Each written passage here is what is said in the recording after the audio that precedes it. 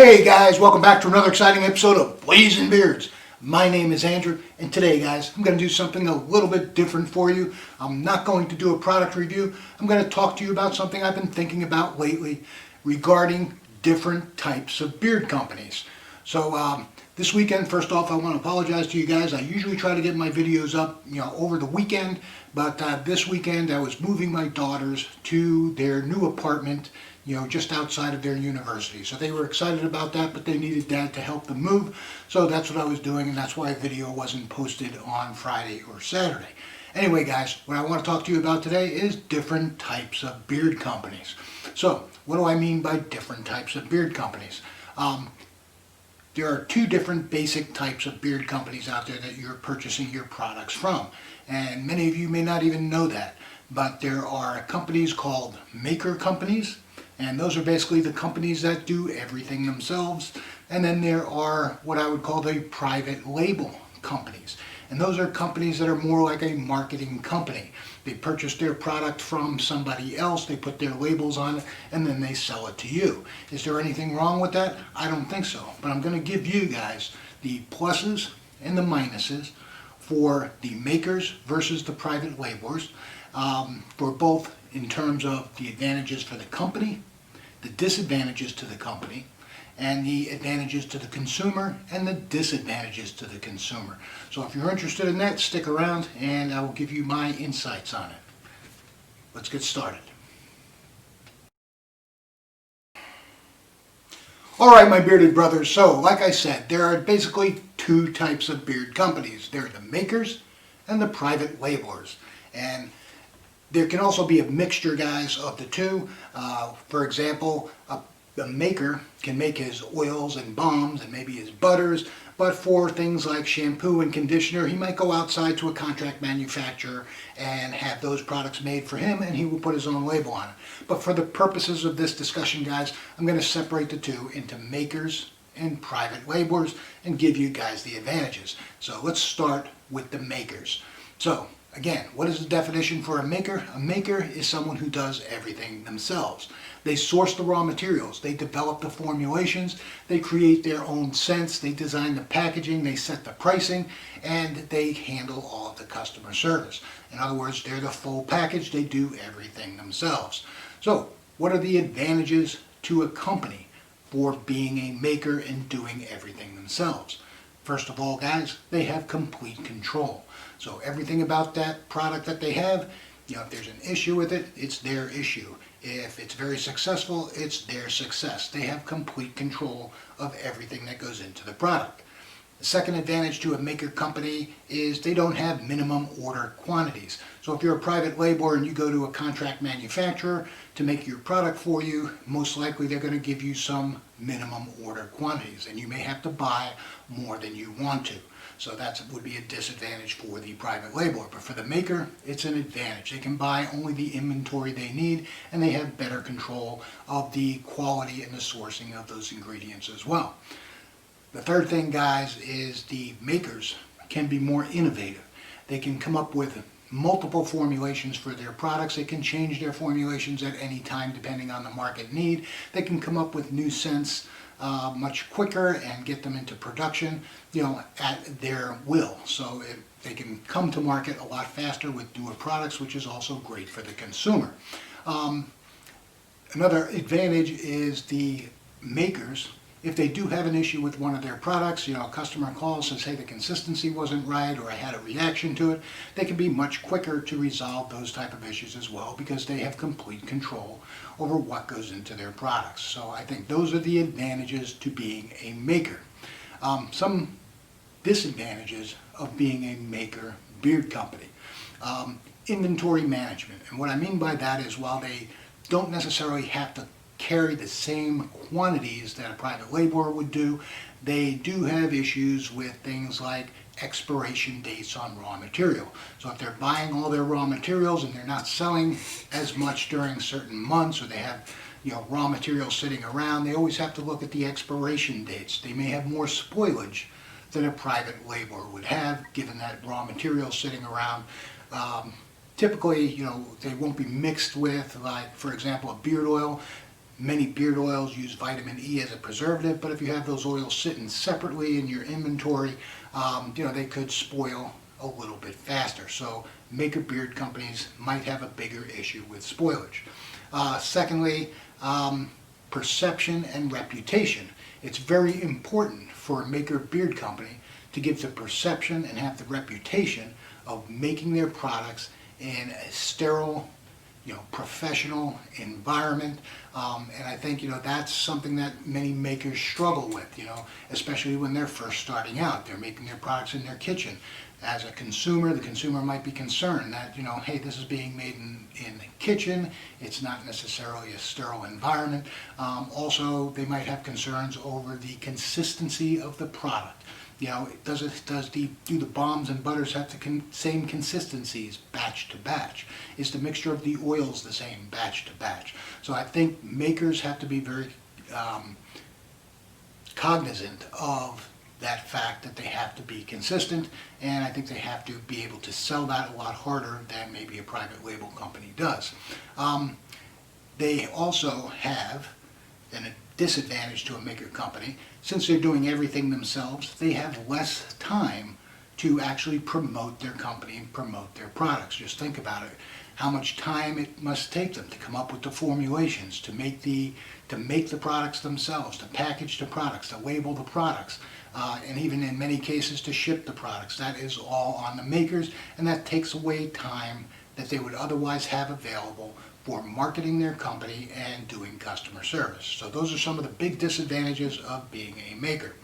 So guys, to the consumer, would you rather buy from a maker or a private labeler? Well, here are some disadvantages to buying from a maker.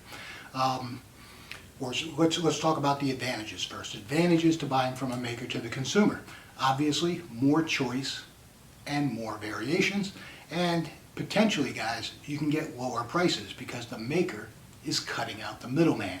In other words, he's not paying the cost plus the contract manufacturer's margin and then having to price from there. He's pricing directly off of his raw material cost, and then he's adding his own margin and determining how much his labor is worth when he prices his product. So potentially for the consumer, you can get lower prices.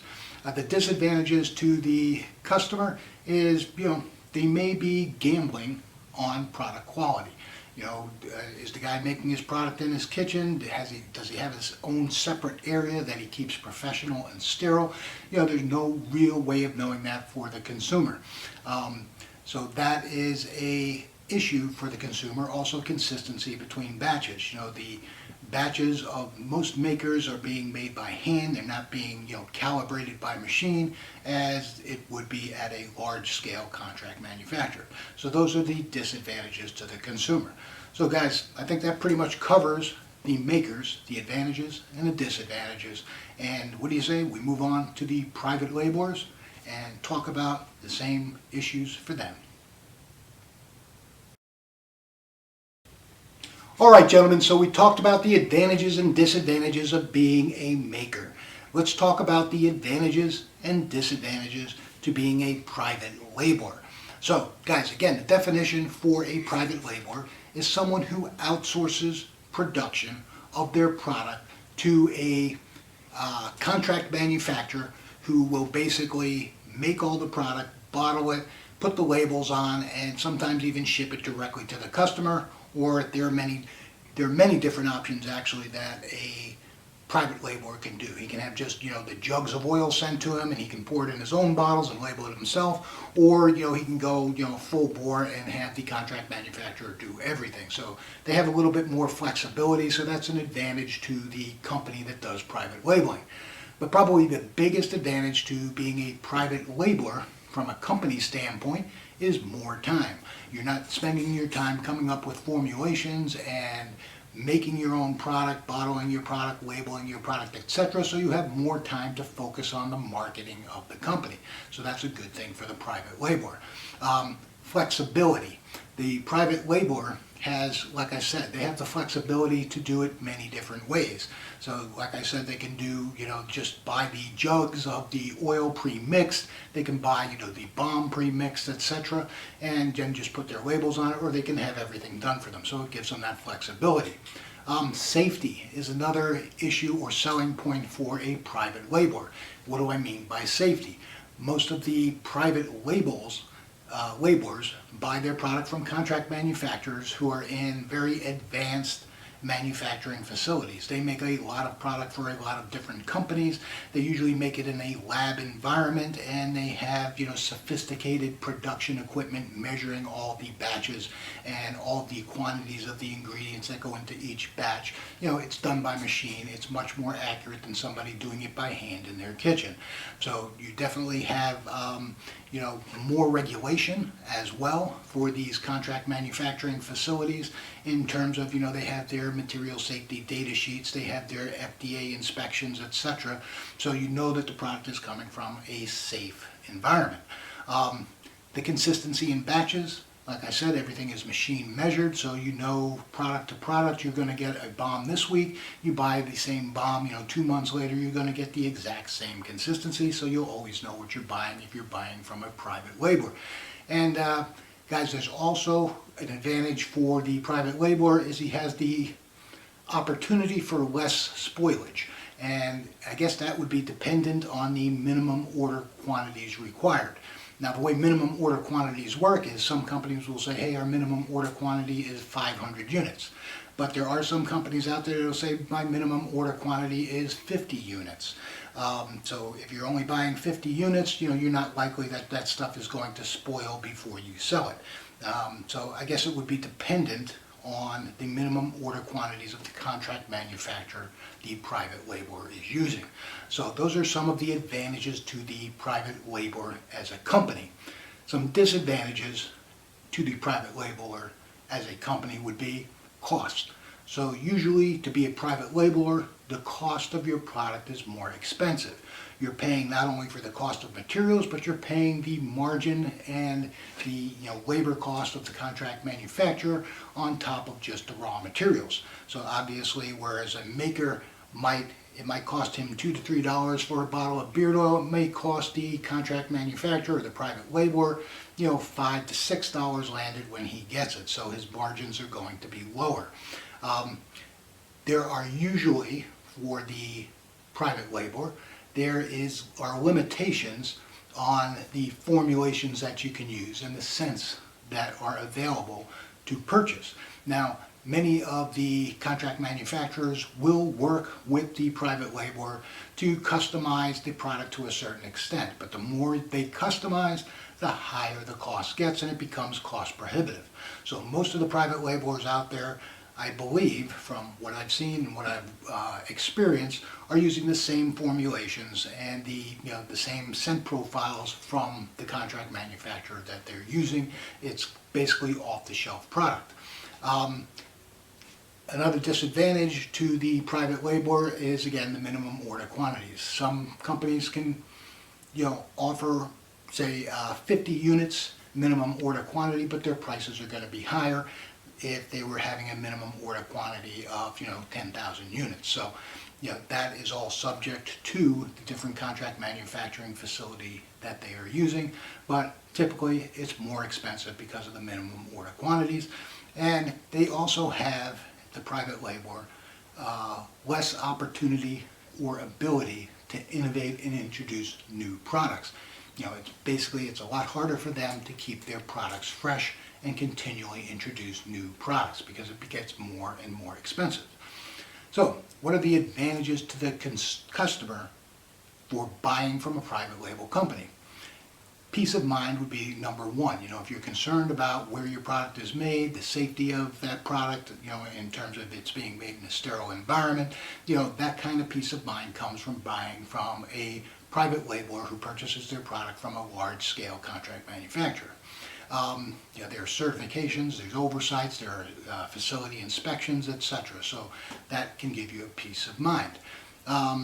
Consistency in the mixes and the batches. So like I said earlier, if you're buying from a private labeler, they are buying their product from a big manufacturing facility with sophisticated machinery that's making the products, and it's generally more accurate than someone who's measuring it out by hand. And finally, there is a potential for some quicker issue resolution as a private labeler has more time for customer service. So if a customer does have a problem, the private labeler has more time to deal with that problem than maybe someone who is spending most of their time making products and coming up with new formulations. Now, as a customer, there are definitely some disadvantages as well. There is a disadvantage in terms of the variety of scents and formulations and how quickly new products come out. And there is a higher price for a more standard product. So what do I mean by that? For the customer, often when they buy from a contract manufacturer, they're buying the off-the-shelf product in terms of the formulations for the beard oils and beard balms, and they tend to be more generic, more standardized than you may get from a maker who goes out of his way to make sure that his oil or carrier blend mix is a little different from the next guy. So that would be a disadvantage for the customer as well. So guys, those are all the advantages and disadvantages for both the companies and for the consumers of both private label and the makers. So I hope you found that useful. Let me wrap this all up and I'll give you my opinion on what do I think about private labels versus maker in the next section. Alright, all my bearded friends, my fellow consumers, my fellow reviewers, and my beard company contacts, I've just reviewed my thoughts on the advantages and disadvantages of being a maker or a private labeler for both the company and the consumer. And now, what is my thoughts, my personal thoughts on buying from either a maker or a private labeler? And honestly, guys, as a consumer of beard products, I think both the makers and the private labelers have their place. If I am a consumer that wants to have a lot of innovation, I buy from a lot of different companies, I like to try out new products, I like to try out new formulations, I like to have a huge variety of scents, then I will lean toward the makers. They have the clear advantage there. If I am someone who is more concerned with safety of the product, where it is coming from, how it is being manufactured, the consistency between batches, I think the private labelers probably have an advantage there. So, I'm fine with buying my products from either a maker or a private labeler. I have found good products from both. I have products that I use on a regular basis from both the makers and the private labelers. So my thought on the makers is, I'm not overly concerned for the most part on the safety of their products. I think most of them try really hard to produce their products in a safe and sterile environment and to be consistent with their batches. So from that standpoint, if I get a product that I think is not good, or I find that I have an inconsistency between batches from one time purchase to the next time purchase, then I probably won't buy from that company again, and that solves the issue. But like I said, I bought products that I like from makers and products that I really like from private labelers. So to me, there's room in the community for both. And when I think about that, I think about from the private labeler standpoint, there are a lot of people, I think, who have full-time jobs and they're trying to earn additional income for their families. And maybe being a maker is not an option for them, but they want to be involved in the community. They love the thought of owning a beard company, and to me, I think private label is a good way to go for them, and I don't think they should be punished for not being a maker. So anyway, guys, that's my opinion. I love both the makers and the private labelers, and I will continue to buy and use products from both of those types of beard companies. So guys, I would love it if you would give me your thoughts on makers versus private labelers in the comments to this video.